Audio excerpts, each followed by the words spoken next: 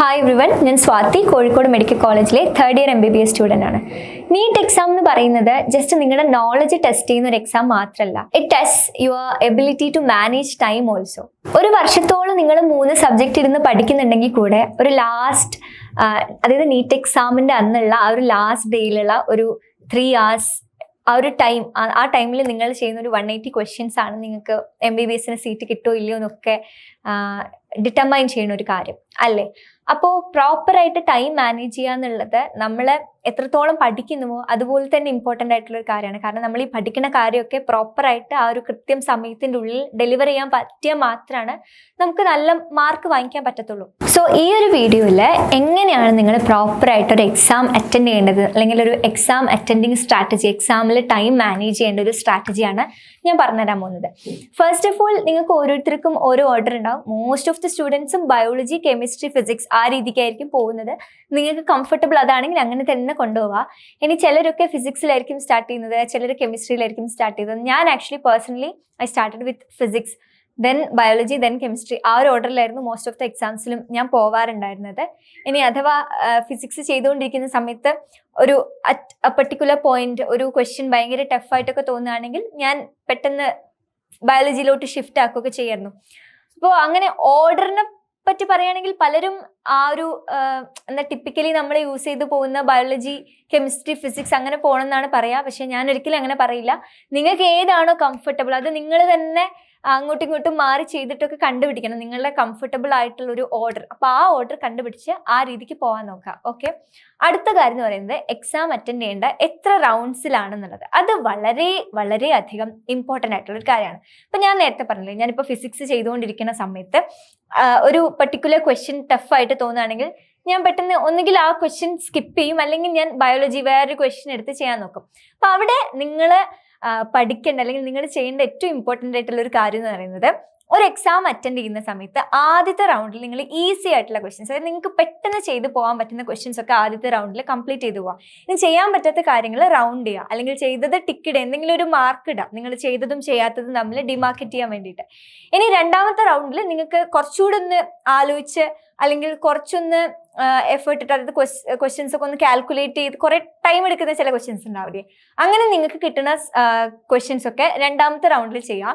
ഇനിയും നിങ്ങൾക്ക് ടൈം കിട്ടുകയാണെങ്കിൽ ചിലത് നമ്മൾ തീരെ ആലോചിച്ചിട്ടും കിട്ടാത്ത അല്ലെങ്കിൽ നമുക്ക് ഒരു എത്തും പിടിയില്ലാത്ത ക്വസ്റ്റ്യൻസ് ഉണ്ടാവില്ല. ഇപ്പം ഗസ്സിങ് ഒക്കെ നിങ്ങൾക്ക് മൂന്നാമത്തെ റൗണ്ടിൽ ചെയ്യുന്നതായിരിക്കും നല്ലത്. കാരണം നമ്മൾ ഒന്നോ രണ്ടോ തവണയൊക്കെ ഒരു ക്വസ്റ്റ്യൻ, അതായത് ഈ ഒരു ക്വസ്റ്റ്യൻ പേപ്പറിൽ കൂടെ പോകുന്ന സമയത്ത് മേ ബി ചില കാര്യങ്ങളൊക്കെ നമുക്ക് ഓർമ്മ വന്നേക്കാം.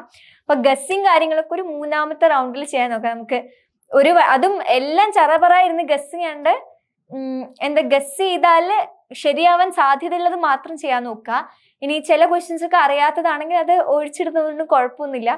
എൻ്റെ വലിയൊരു മിസ്റ്റേക്ക് ആയിരുന്നു. എനിക്ക് അങ്ങനെ അറിയാത്ത ക്വസ്റ്റ്യൻസ് ആണെങ്കിൽ പോലും ഞാൻ വെറുതെ ഗസ് ചെയ്തിടും. അങ്ങനെ നെഗറ്റീവ് മാർക്സ് വന്നത് ഞാൻ പിന്നെ വളരെയധികം ദുഃഖിക്കേണ്ട ഒരു അവസ്ഥ വന്നിട്ടുണ്ട്. ഞാൻ പലപ്പോഴായിട്ട് പല വീഡിയോസിലൊക്കെ പറഞ്ഞിട്ടുണ്ട്, അഗെയിൻ റിപ്പീറ്റ് ചെയ്യുന്നില്ല. അപ്പൊ നിങ്ങൾ നെഗറ്റീവ് മാർക്സ് മാക്സിമം ഒഴിവാക്കാൻ നോക്കുക. അതായത് നിങ്ങൾക്ക് ഗസ് ചെയ്തിട്ട് തന്നെ ലൈക്ക് ഇതാവാൻ സാധ്യതയുണ്ട്, അങ്ങനെ നമുക്കൊരു ഇത് തന്നെ ആയിരിക്കും അങ്ങനെ രീതിക്ക് തോന്നില്ലേ, അങ്ങനത്തെ മാത്രം ഗസ് ചെയ്യാൻ നോക്കാം. ഇനി ഒരു ഐഡിയ ഇല്ല, അപ്പൊ വെറുതെ പോയിട്ട് ഇങ്ങനെ ഗസ് ചെയ്താൽ മിക്കവാറും അത് നെഗറ്റീവ് ആവാനായിരിക്കും സാധ്യത കൂടുതൽ. ഇനി അടുത്തത് OMR ഷീറ്റ് ബബിൾ ചെയ്യേണ്ട ഒരു ടിപ്പ്. പലരും പറയാ ഒരു ക്വസ്റ്റ്യൻ ചെയ്തിട്ട് അതായത് ഒരു ക്വസ്റ്റ്യൻ ചെയ്ത് അത് ബബിൾ ചെയ്യുക, അടുത്ത ക്വസ്റ്റ്യൻ ചെയ്തു അത് ബബിൾ ചെയ്യുക, ആ രീതിക്ക് പോകാനായിരിക്കും. അത് ഒബ്വിയസ്ലി ഒരു നല്ലൊരു ഓപ്ഷനാണ്. കാരണം നമ്മൾ അങ്ങനെ OMR ഷീറ്റ് ബബിൾ ചെയ്യുന്ന സമയത്ത് അങ്ങനെ മിസ്റ്റേക്സ് വരത്തില്ല. പക്ഷെ അത് കുറച്ച് ടൈം കൺസ്യൂമിങ് ആയിട്ട് തോന്നിയിട്ടുണ്ട്. എനിവേസ് നിങ്ങൾ ചെയ്യാണ്ടിരിക്കേണ്ട കാര്യം എല്ലാ ക്വസ്റ്റ്യൻസും ചെയ്തിട്ട് പിന്നെ ഇരുന്ന് OMR ബബിൾ ചെയ്യാന്ന് പറഞ്ഞാൽ ഉറപ്പിച്ചു നിങ്ങൾ എവിടെയെങ്കിലും എന്തെങ്കിലുമൊക്കെ മിസ്റ്റേക്ക് വരുത്തിയിരിക്കും. അത് എസ്പെഷ്യലി ഫൈനൽ നീറ്റ് ആവുന്ന സമയത്തേക്ക് നമുക്ക് കുറച്ചുകൂടെ ആദ്യമൊക്കെ കൂടുതലായിരിക്കും, കുറച്ച് വെപ്രാളൊക്കെ കൂടുതലായിരിക്കും. ആ ഒരു റിയൽ നീറ്റ് എക്സാം ആയിരിക്കല്ലോ. അപ്പോൾ ഈ ലാസ്റ്റിലോട്ട് OMR ബബിൾ ചെയ്യുന്ന രീതി അങ്ങനെ വെക്കുകയേ ചെയ്യരുത്. മാത്രമല്ല ചിലപ്പോൾ ടൈമൊന്നും ഇല്ലെങ്കിൽ നിങ്ങൾക്ക് കുറച്ച് ടൈം, അതായത് ഫുൾ ക്വസ്റ്റ്യൻസ് ചെയ്ത് തീരുമ്പോഴേക്കും തന്നെ കുറേ ടൈം എടുത്ത് ഇനി OMR ബബിൾ ചെയ്യാൻ ടൈമില്ലെന്ന് വെച്ചാൽ ഒബ്വിയസ്ലി നിങ്ങൾക്ക് ഭയങ്കര വെപ്രാളാവും. ഇത് മൊത്തം ബബിൾ ചെയ്ത് തീരുമെന്നൊക്കെ ആലോചിച്ച് എന്തെങ്കിലുമൊക്കെ മിസ്റ്റേക്സ് വരുത്താൻ സാധ്യതയുണ്ട്. ഇനി ഞാൻ എങ്ങനെയായിരുന്നു ചെയ്യുന്നത് വെച്ചാൽ എനിക്ക് കംഫർട്ടബിൾ ആയിട്ടുള്ള ഒരു രീതിയായിരുന്നത്. ഒരു 10 ക്വസ്റ്റ്യൻസ് ഒക്കെ ചെയ്ത് കഴിഞ്ഞിട്ട് അല്ലെങ്കിൽ ഒരു 10-15 ക്വസ്റ്റ്യൻസ് ചെയ്ത് കഴിഞ്ഞിട്ട് ഏതെങ്കിലും ഒരു ക്വസ്റ്റ്യൻ എത്തുന്ന സമയത്ത് എനിക്കിപ്പം ഭയങ്കര ടയേർഡായിട്ട് തോന്നുകയാണ്. നമ്മൾ കുറേ നേരം ഇപ്പൊ ഫിസിക്സ് തന്നെ ചെയ്യുമ്പോൾ പെട്ടെന്നൊരു സാച്ചുറേഷൻ ഒക്കെ വരില്ലേ, അപ്പൊ ആ സമയത്ത് ഞാൻ എന്ത് ചെയ്യും, ബബിൾ ചെയ്യാൻ തുടങ്ങും. ഒരു മിനിറ്റ് ഒക്കെ എടുക്കുമല്ലോ ബബിൾ ചെയ്യാൻ. ഇപ്പൊ ഒരു 10-15 ക്വസ്റ്റ്യൻസ് ബബിൾ ചെയ്ത് വരുമ്പോഴേക്ക് അപ്പോഴേക്ക് കുറച്ചൊരു റിലാക്സേഷൻ തോന്നും, വീണ്ടും ക്വസ്റ്റ്യൻസ് റിപ്പീറ്റ് ചെയ്യും. ആ രീതിക്കായിരുന്നു ഞാൻ ചെയ്തിരുന്നത്.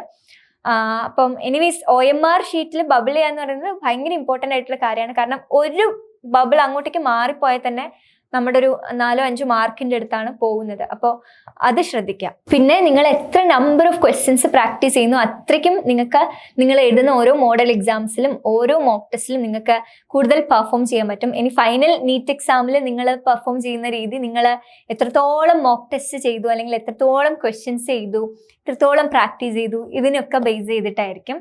അപ്പോൾ നല്ലോണം മോക്ക് ടെസ്റ്റ് ഒക്കെ എഴുതുക, നല്ല രീതിക്ക് ഇമ്പോർട്ടൻസ് കൊടുത്തുകൊണ്ട് ഓരോ ക്വസ്റ്റ്യനും ഓരോ ചാപ്റ്ററും ഒക്കെ വളരെ ഇമ്പോർട്ടൻ്റ് ആയിട്ട് എടുത്തിട്ട് തന്നെ സീരിയസ് ആയിട്ട് തന്നെ പഠിക്കുക കേട്ടോ.